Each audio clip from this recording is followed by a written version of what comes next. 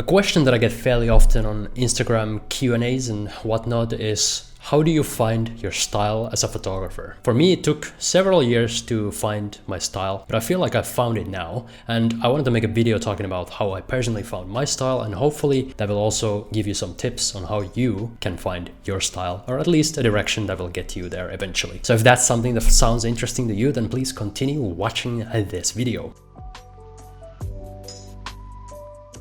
First thing I would say, don't rush into a specific style and don't limit yourself by putting yourself into a box. The way that you can find your style in photography can only be done by experimenting, and experimenting a lot. So if you decide that you're a certain type of photographer too early, it can actually kind of limit your growth because you'll stop experimenting and you'll only stick to one particular style, and maybe you'll kind of stagnate a bit. So give it time, spend the first couple of years of your photography career just doing whatever, learning and experimenting, and eventually your style will almost kind of start forming on its own.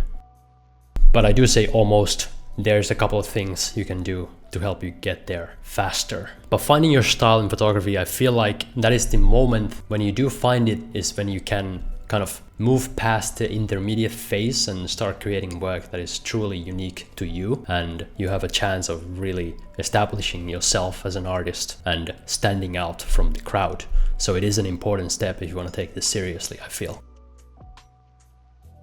So let's start with the story of how I personally found my style. I started as kind of a generic landscape travel photographer because the reason that I wanted to start photography was to simply take cool travel photos. I was traveling the world while working remotely, kind of as a digital nomad. I'm still kind of doing it, even though the pandemic slowed me down. But initially, all I wanted to do was take cool landscape travel photos. And then slowly I started getting into it. I started learning how to use a camera, how to professionally edit photos. I started planning my shoots, but after a couple of years of this, after I managed to take a couple of decent landscape photos, I realized that this whole landscape photography, especially cityscape photography, is very repetitive because there's all these predetermined spots where basically you have like a predetermined spot for a tripod in a given city, and everybody just goes there and takes the same photo over and over again, and all these photos are very bland and bland. So after a couple of years of this, after I learned photography at a level where the kind of mysticism or the fun kind of wore off and it just got boring, I realized that I needed a change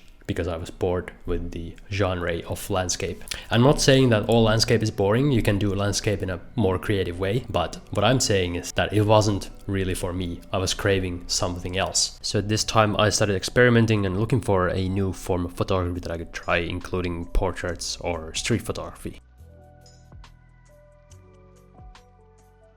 And at this time, I came across a couple of different photographers. Most notably, I'm gonna mention two of them. First of them was Liam Wong. Liam is based in Tokyo, or was based in Tokyo, and he took these very cyberpunk style photos of streets at night. And when I looked at these photos, they resonated with me on an entirely different level than like boring, bland landscape photography did. They made me feel something, and I loved the feeling. And another photographer that really inspired me was this guy named 012. I found his photos on the Japan Pics subreddit, and I don't even know how to really describe his photos. It was just really cinematic captures of daily life that were somewhat melancholic and kind of gave this interesting wanderlust type of feeling that really made me want to travel to Japan. So two of my most inspiring photographers at the time were in Japan. So that's where I decided to head to after as well. So as I was bored with the landscape photography, I realized I had to take my photography into a different direction in order to enjoy it. And what I started doing was just kind of very basic street photography. And even though I just went from a very generic landscape photographer into becoming a very generic street travel photographer, I still thought that street photography was a lot more creative because there was no predetermined spot where you could take photos. You had to kind of react to the environment. The photos were based on the decisions that you would take. And I basically instantly fell in love with this new form of photography, at least new for me at the time, obviously. Now,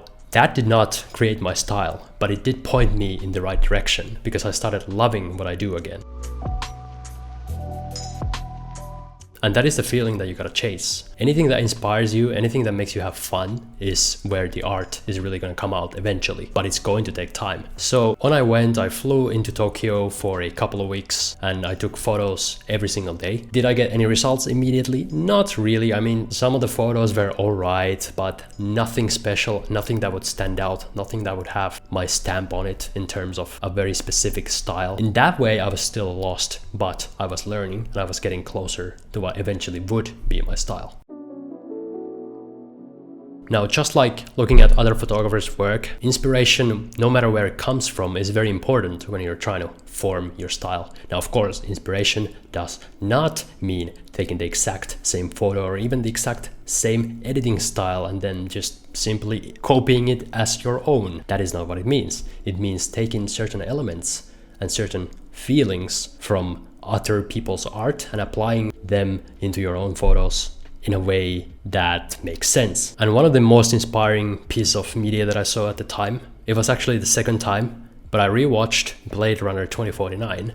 And the first time that I ever saw it, I wasn't deeply into visual art or photography in any way. I kind of didn't get it, to be honest. But the second time that I saw it, now that I've been doing photography for a couple of years, I immediately saw it for the masterpiece that it is in terms of the visuals. And this is something that I started, studying and trying to implement into my photography as well, this kind of futuristic Blade Runner type of feels. So that got me slightly closer to what I wanted to do. I recognized that I loved doing night photography and I recognized that I loved neon lights. So that's what I started doing. I went back to Japan a couple times, I went to Osaka and I went to Hong Kong a couple times, I think. And at this point, my photos were starting to actually get some recognition. Now, part of that is because I was really good at spamming them on Reddit and marketing them in a way that just made them get a lot of recognition, but also they started being somewhat okay and somewhat recognizable as my work in a way, but at the same time it still didn't feel distinctly me. There was a couple of people doing basically the exact same thing, kind of neon cyberpunk style photography. It was the era where Cyberpunk 2077 was really hyped up and everything cyberpunk was getting popular again. I was kind of accidentally participating in a fad again, even though I really did authentically love the cyberpunk genre as well. But I wasn't entirely happy with my photography even at this point. And at this point, I entered a bit of a slump.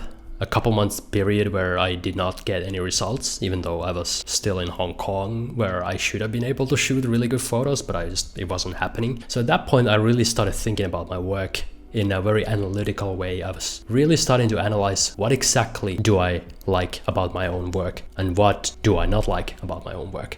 And also, what exactly is it that I like about certain types of movies that inspire me. And once I was able to break it down, that is when things actually started working out for me. Now for me, what I liked about my favorite pieces of works that I had produced was not the cyberpunk stuff, but it was a certain feeling. And breaking down that it was a feeling instead of a style of street photography was very important to me, because you can have a certain type of feeling in almost any genre of photography. It doesn't have to be strictly street photography. Even a landscape photography can have a certain type of feeling. And for me personally, I was able to break down the feeling to be a certain blend of melancholy and loneliness and darkness and a little bit of futurism where the cyberpunk stuff comes in.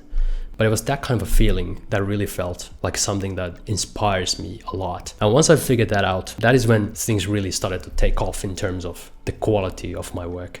Shortly after I figured that out, I created one of my favorite photo series of all time. Probably to this date, it's probably my best photo series that I've done, I think. At least it feels the most authentically, my style. And that is the Winter in Japan photo series and a couple of videos as well. And basically that is the story of how I found my own photography style. You can see there was a bunch of steps: starting photography, starting street photography, starting night photography, and then finally finding the type of night photography that really resonated with me and removing all the distractions and trendy stuff and really figuring out what it is that I like myself. Because when you figure out what exactly it is that you love doing is when the really good work can come out.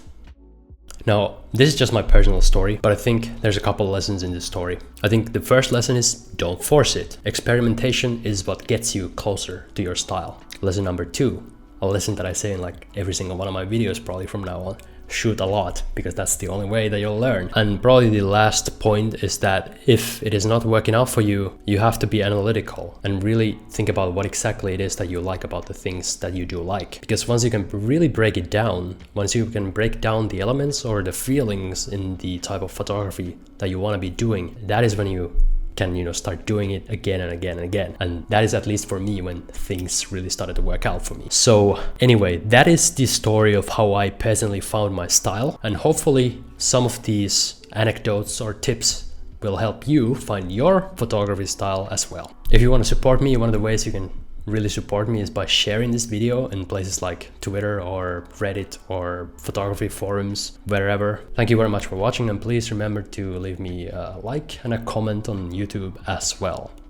See you in the next one.